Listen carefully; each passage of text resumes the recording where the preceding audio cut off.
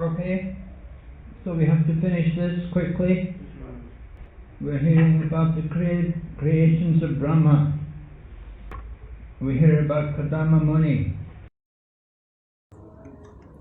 He's also created by Brahma. He's created from the shadow of Brahma.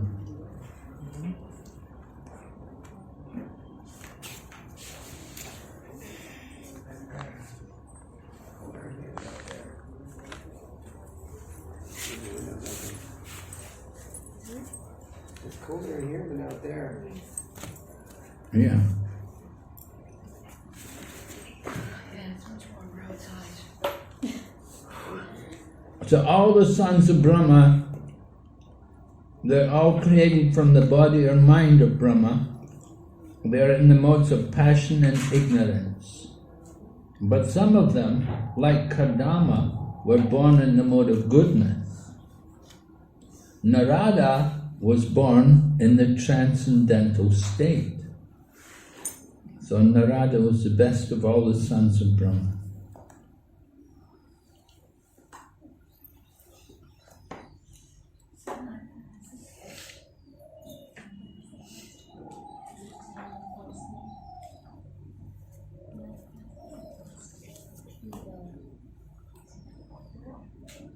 Now we have the daughter. Brahma had a daughter named Vag, who was born from his body, and she attracted the mind of Lord Brahma towards sex, although she was not sexually inclined towards him. So this is very instructive, that Lord Brahma became attracted to his daughter. He didn't actually commit any activity, but mentally he committed. The thought, the guilt, the sin was mentally, it was subtle. He didn't actually do anything to her, but the thought was there. So Prabhupada quotes Chanakya Pandit, well, Bhagavatam, 9th Canto, never be alone with a woman, can become overwhelmed. Should not be alone with the mother, the sister, or the daughter.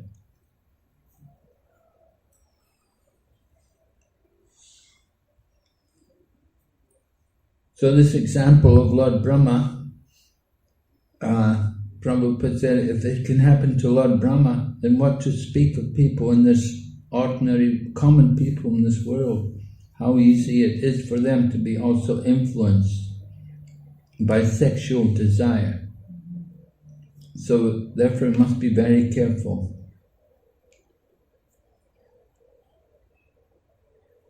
Here in Srimad Bhagavatam, he might have fallen a victim to such sensuality. But after hearing Srimad Bhagavatam directly from the Lord, there was no possibility of such failures. So this point is made that this fall down of Brahma, it must have happened before he heard the Chatur Shloki. Because when he heard the Chatur Shloki Bhagavatam, at that time he was given the benediction that he would not be afflicted, he would not be overwhelmed by material desires. He would never be bewildered in any kalpa. So that benediction was given at the time of the Chatur Shloki. So this incident where he fell down with his daughter, it must have happened before the speaking of the Chatur Shloki.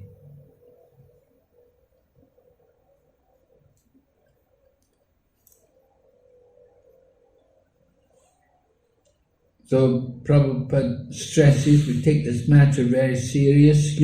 Human being is a social animal. Unrestricted mixing leads to downfall. Social freedom of men and women, especially among the younger section, is a great stumbling block.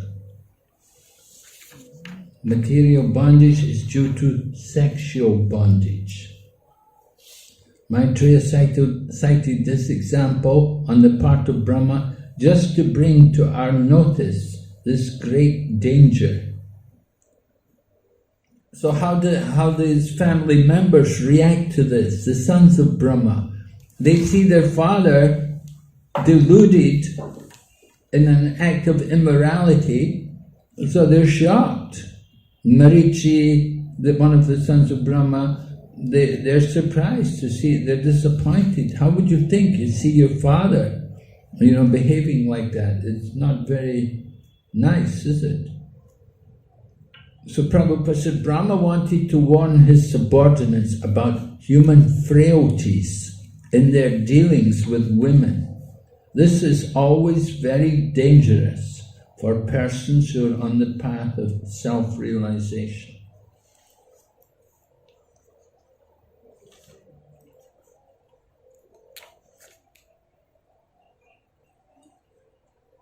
However, because Brahma is a great personality, you cannot insult him.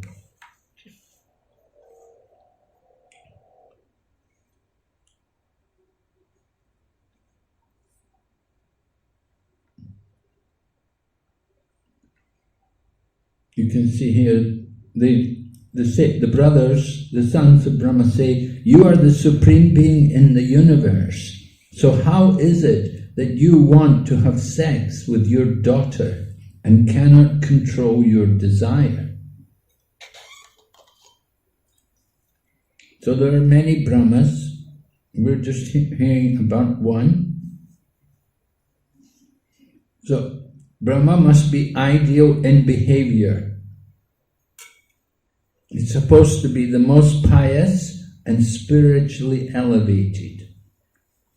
So his post is next to that of the personality of Godhead. The sons continue, even though you are the most powerful, this act does not suit you because your character is followed for spiritual improvement by people in general.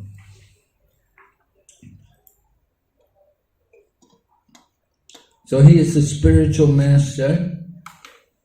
His behavior and character should be so ideal that people will follow. Therefore, he should not have acted as he did. Let us offer our respectful obeisances unto the Supreme Lord, who by his own effulgence has manifested. May he also protect religion for all goodness. So Brahma could not be dissuaded from his determination in spite of the appeal by great sons like Marichi. Therefore the great sons began to pray to the Supreme Lord for the good sense of Brahma. It is only by the grace of the Lord that one can be protected from the allurement of lusty desire.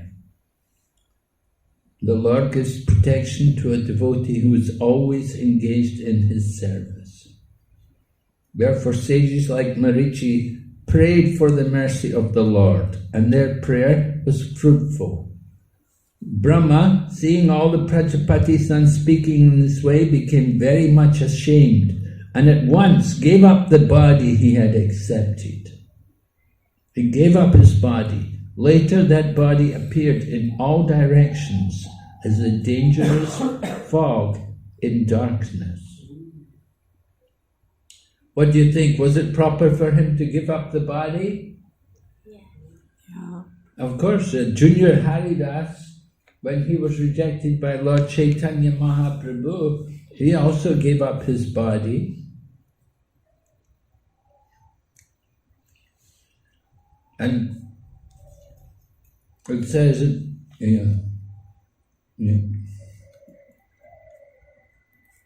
the best way to compensate sinful acts is to give up one's body at once. So,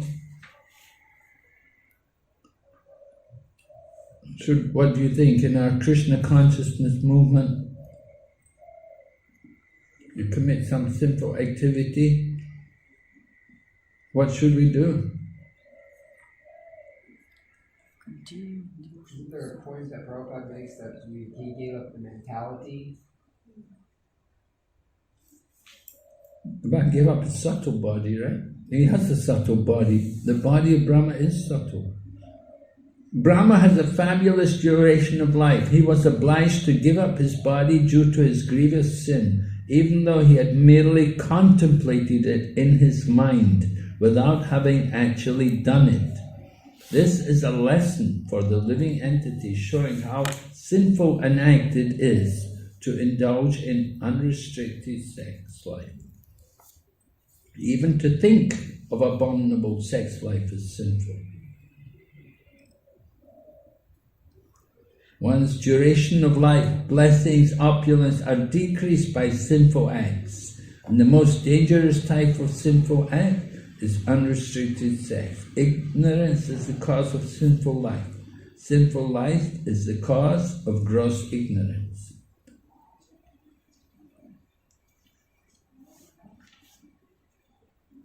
So he gave up his life. Well, you could say he gave up the mental, the attitude, gave up that attitude. So should we give up our life, Maharaj, if we have sinful thoughts? Well, Junior Haridas did that, right? Vishnu Jan, what happened to Vishnu Jan? Vishnu Jan disappeared. Did he also give up his life? Probably. He came to India and he disappeared. He was never seen again. But Prabhupada didn't demand that. He encouraged people to stay in Krishna consciousness. But of course, very difficult. Very difficult. But some people did it. You know, some people, they did a lot of service, but somehow they got difficulty and they fell down. And often they went into material life again.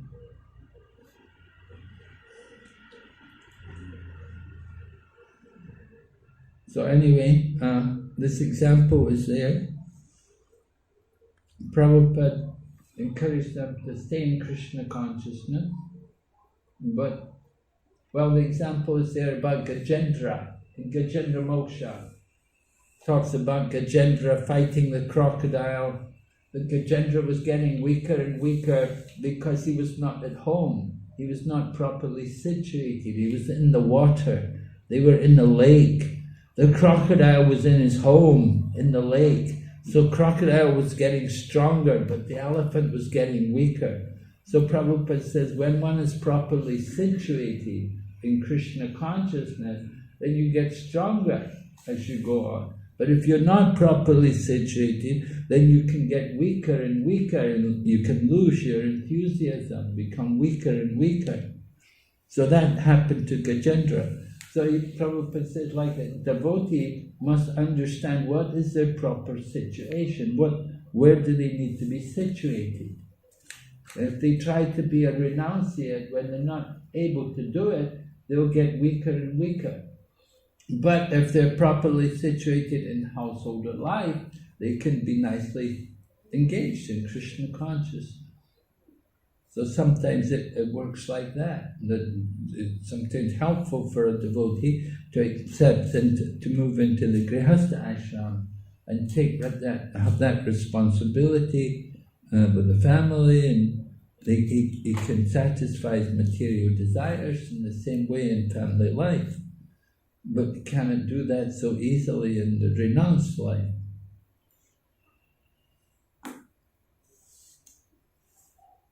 So this example of Lord Brahma is there. The Lord Brahma couldn't give up the desire, and that's why he gave up his body.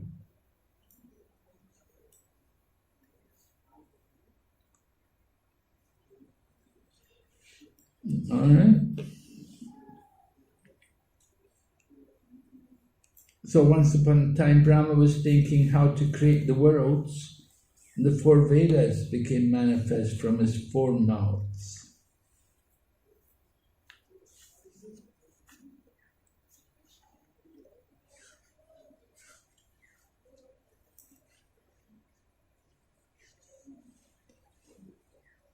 Prabhupada, it was never expected that a great personality like Brahma would ever think of sex indulgence with his daughter. The example shown by Brahma only suggests that the power of material nature is so strong that it can act upon everyone, even Brahma. Brahma was saved by the mercy of the Lord with a little punishment, but by the grace of the Lord he did not lose his prestige as the great Brahma.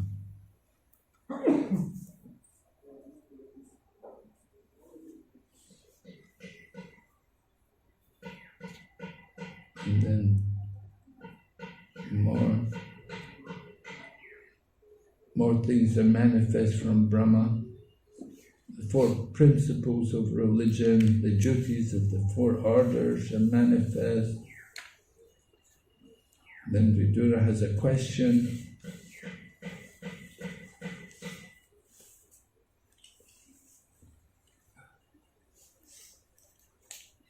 How and with whose help did Brahma establish the Vedic knowledge which emanated from his mouth? So beginning from the front face of Brahma, gradually the 4 Vedas became manifest.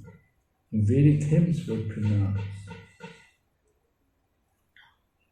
Transcendental activities. He also created medical science, military art, musical art, architectural science, all from the Vedas. They all emanated one after another, beginning from the front face. So these are all branches of the Vedas, Ayurveda and these things.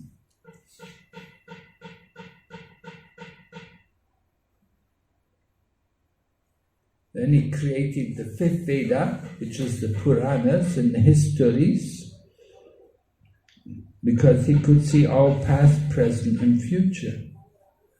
So if he could see past, present and future, he should have seen that he's going to fall down with his daughter, right? How did he not see that?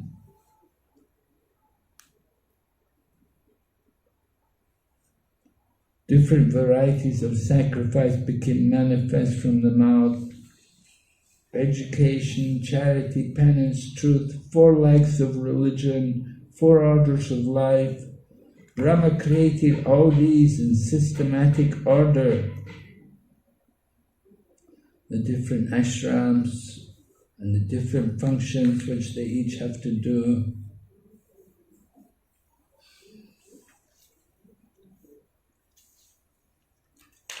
The thread ceremony for the twice-born was inaugurated, as were the rules to be followed for at least 1 year after acceptance of the Vedas. Rules for observing complete abstinence from sex life, vocations in terms of Vedic injunctions, various professional duties in householder life, and the method of maintaining a livelihood without anyone's cooperation by picking up rejected grains. Kind of difficult, right?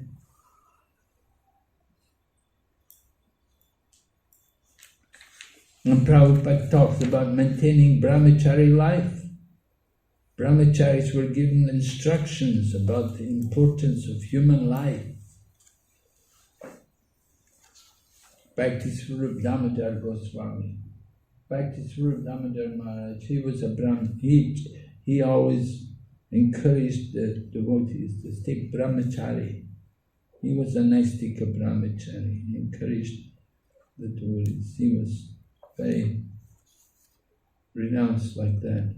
And then there are 4 divisions of retired life, 4 divisions of renounced life, Kutichak, Bahudak, Hamsa and Niskriyas. Kutichak. Kutichak means you can stay at home and start off your sannyas life. You're at home or you're near home, just by the home, and they bring you food from the home every day, something like this. That's the first stage of sannyas life. You have a home, the family will bring the food for you every day. Then bahudak, a little further away. A little further away from the home. Hamsa, the swan, travel. You start going away. We don't have these different stages, but they're there in the Vedic. We don't follow Vedic sannyas. Ours is our modern sannyas. Sannyas in the Kali Yuga is a facility for preaching. It's for preaching. In the Vedic culture, the sannyas was for total renunciation, wear tree bark and things like that, deer skin, this kind of thing. But Kali Yuga sannyasis, it's a facility for preaching.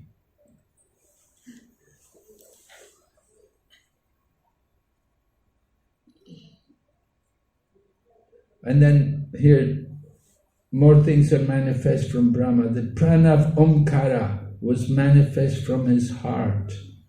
The celebrated hymns, Bu, Bhuva, Swa, all became manifest from the mouth of Brahma. Moral codes and everything came from the mouth of Brahma.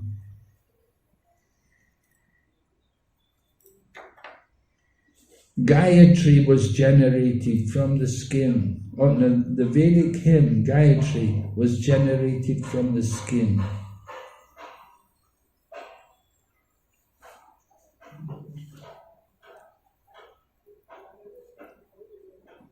Lord Krishna went to Sandipani Muni's ashram. He learned everything. How many days did he spend there? 60. Huh? 60. 64, yes. Because 64 different arts. Every day he learned a different art.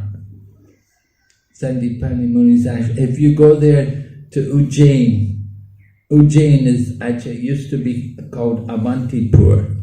So if you go to Sandipani Muni's ashram in Ujjain, they have murals up of each of the 64 arts. Lord Krishna and Lord Balaram were there and they studied everything from Sandipani Muni.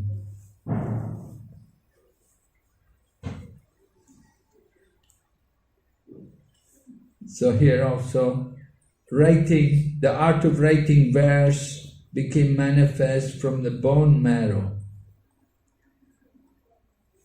And another type of verse was generated from the life breath of the Lord of the living entities. Then Brahma's soul was manifested as the touch alphabet. His body as the vowels, his senses as the sibilants, his strength as the intermediate alphabet, and his sensual activities as the 7 notes of music. The 7 notes of music. Sarigama.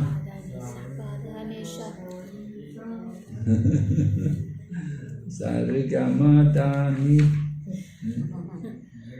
Western they say do, re, mi, fa, sol, la, ti, do. Yeah. So these sound vibrations are all originally called Shabda Brahma, spiritual sound.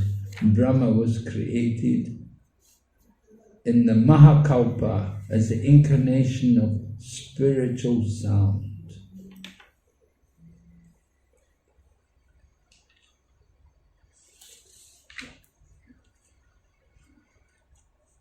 Brahma is the personal representation of the Supreme Personality of Godhead. Is therefore above the conception of manifested and unmanifested. Brahma is the complete form of the Absolute Truth and is invested with multifarious energies. It's offered, this post of Brahma is offered to the most perfect personality of the universe. And sometimes there's no one qualified, then the Lord has to take that position himself.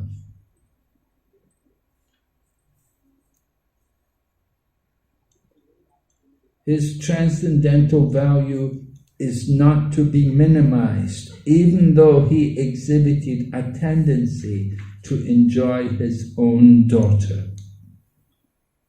There is a purpose for the exhibition of such a tendency by Brahma, and he is not to be condemned like an ordinary living entity.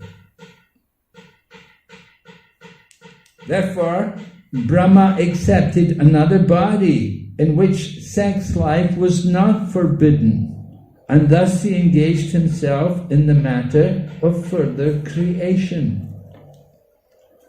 In his former body, which was transcendental, affection for sex life was forbidden, and Brahma therefore had to accept another body to allow himself to be connected with sex.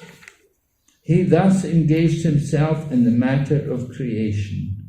His former body transformed into fog, as previously described. So, he gave up his body. But he accepted another body.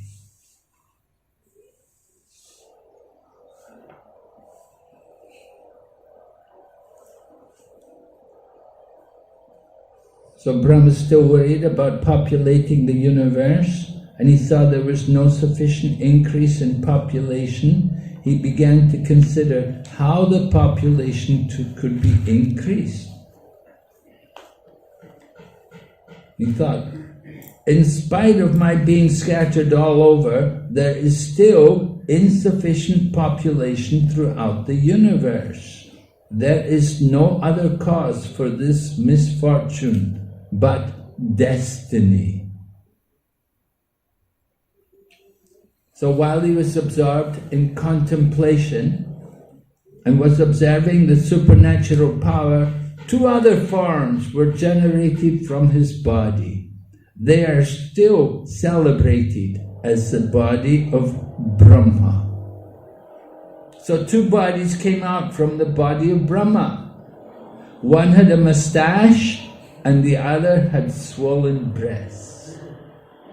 No one can explain the source of their manifestation, and therefore until today they are known as the Kayam, or the body of Brahma, with no indication of their relationship as his son or daughter.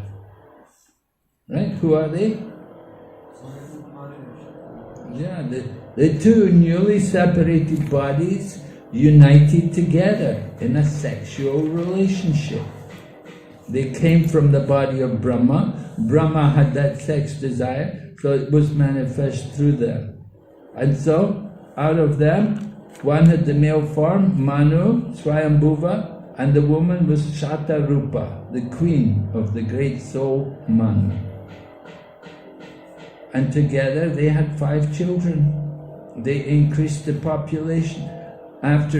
By sex indulgence, they increased generations of population, one after another. Everything actually came from them. They get the credit. They produced a lot of children. Their children went on to produce many children.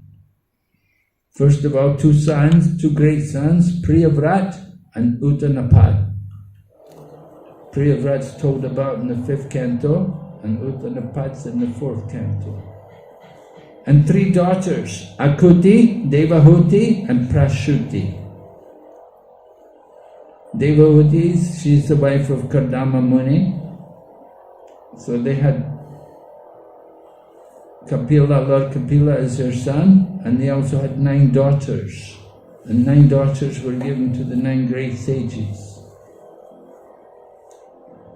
And Prashuti, she gets married to Daksha, and Daksha is very expert in producing progeny, all different kinds of progeny.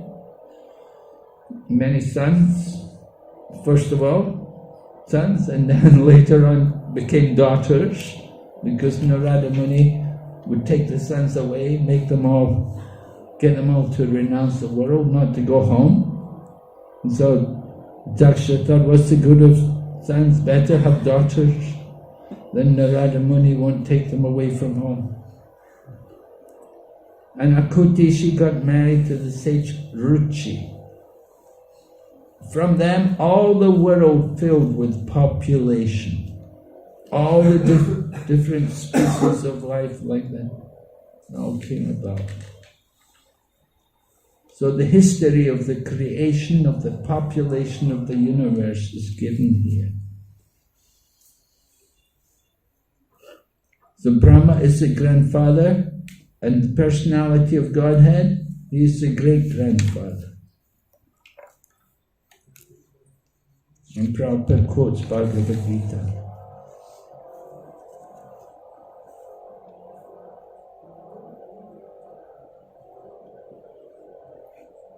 Namaste Sahasra Kripa Punascha Bhuyopi Namo Namaste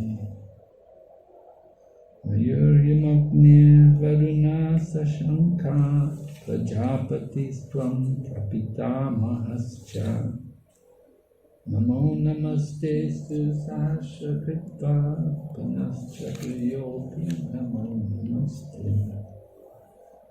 No, okay.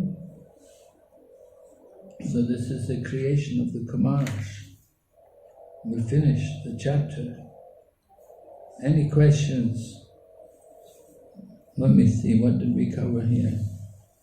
This unit, we began divisions of the creation.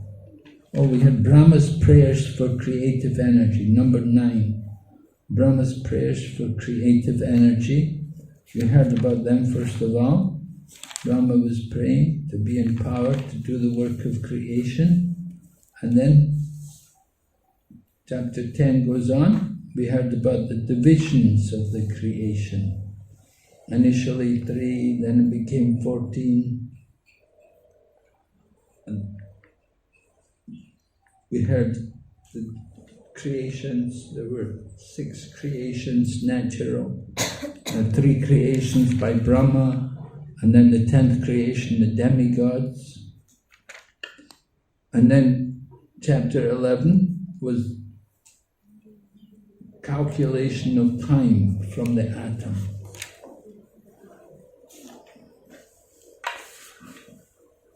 So we heard more about the measurement of time and the nature of time and how time is under the control of Lord Krishna. It is supreme, but it's under the control of Krishna.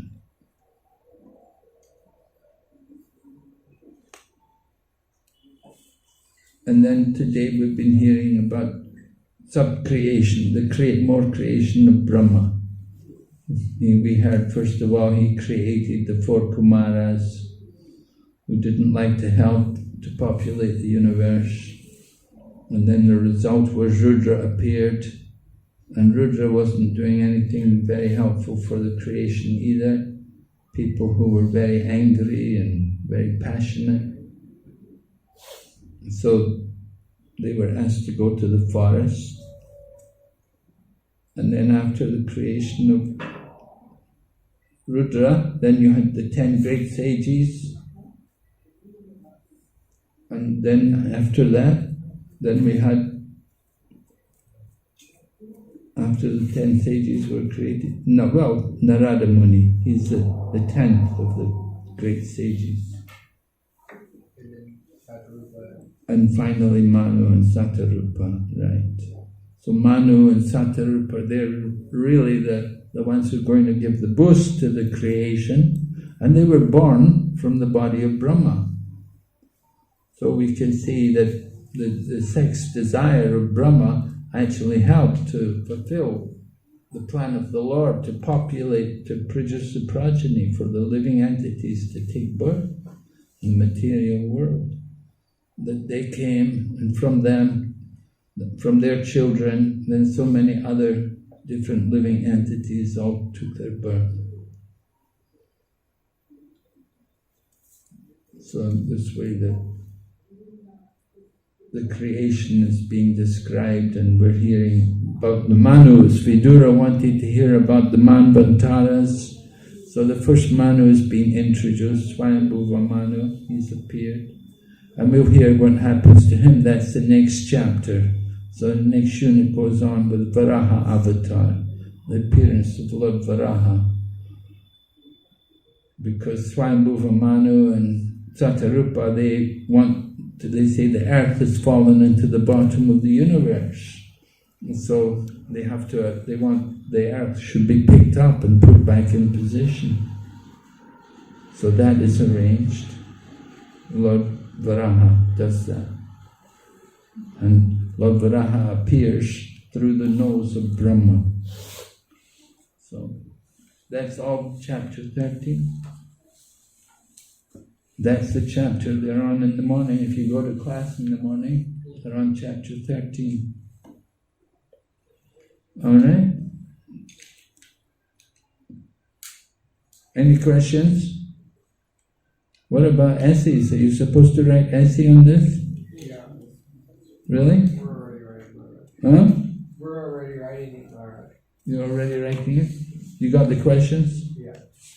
Okay.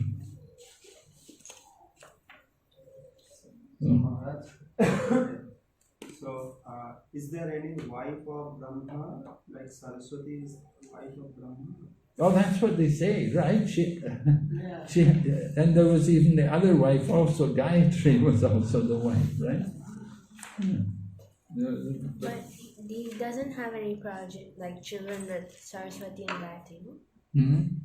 He doesn't have any like Saraswati has any children or Gayatri has any children. Well, I've never heard. We don't hear about the marriage of Brahma, but certainly the wife was there, right? We know here the wife, and we say Gayatri got cursed, right? Your mantra would never be chanted aloud. And Saraswati, when she came, because she was late for the function, if you go to Puskar, when we go to Puskar on Parikrama, then we tell that pastime about Lord Brahma, that Brahma can only be worshipped at Puskar. And the reason was they got cursed by his wife, Saraswati, because he was doing a yagya and the wife was late.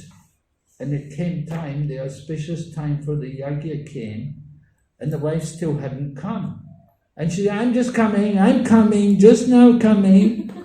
And she didn't come. But the sages said, look, the time is now, you have to do it. You have to have a wife. You can't do the yagya without the wife. So they said, here's your Guru, take this one.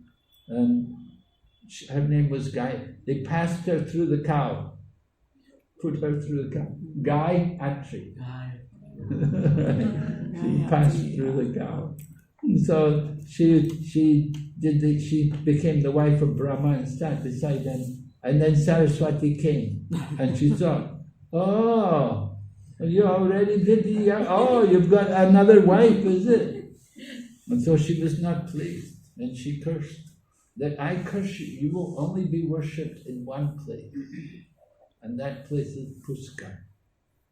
And she cursed Gayatri, your mantra will never be chanted aloud. So, but I've never heard about children. Brahma, Saraswati, did they have any? Saraswati was also created by Brahma, and then they were somehow married. But like she's like his consort, not like necessarily like wife, but consort. A consort, yeah? Like kind of part of him. Part of him, yeah. Not exactly a wife.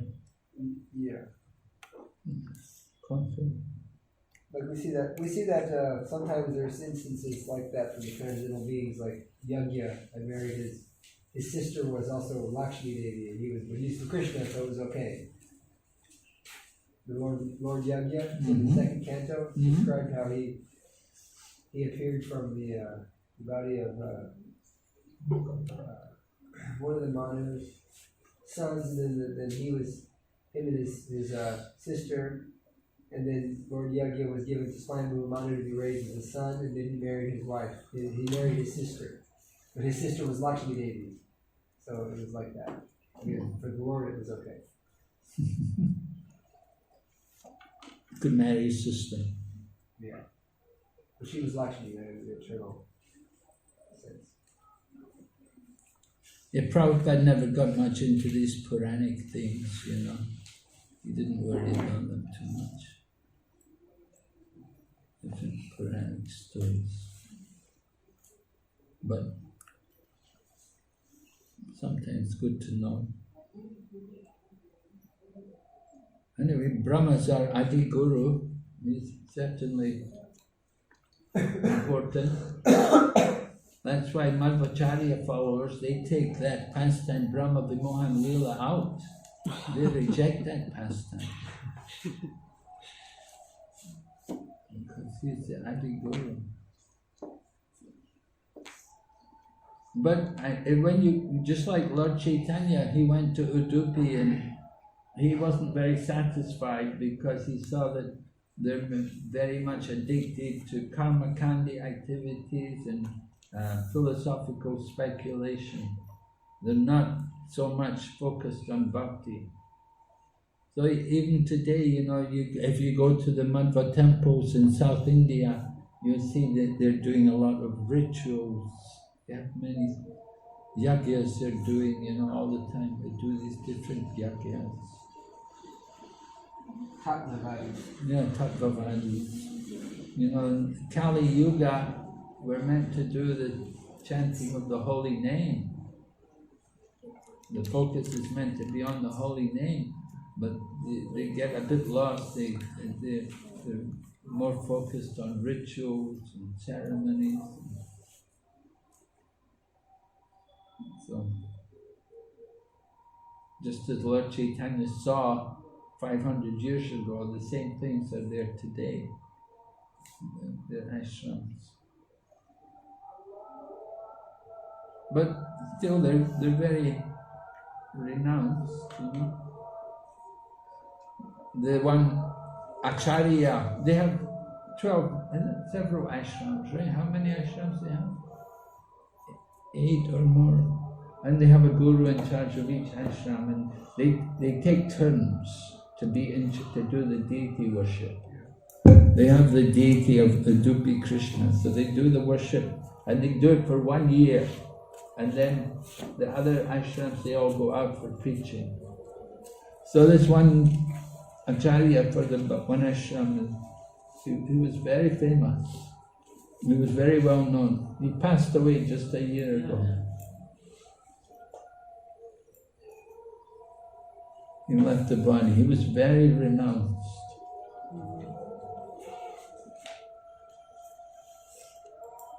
They did a lot of austerity. He became a sannyasi as a boy, a young boy. He became a sannyasi. You know, like Shankaracharya, something. But they don't do that anymore. They stopped that now. They don't encourage that. They say it's too difficult for young boys to take up sannyas life and maintain it throughout their life. They don't like that.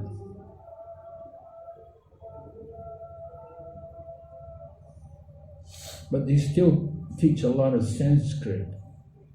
And one of the things about Madhvacharya was he was very powerful in defeating Mayavada. And so they have these Sanskrit colleges, and they get 200 or 300 people every year come and they will study Sanskrit and they'll learn all the philosophy, and they'll learn all the things to defeat Mayavada philosophy.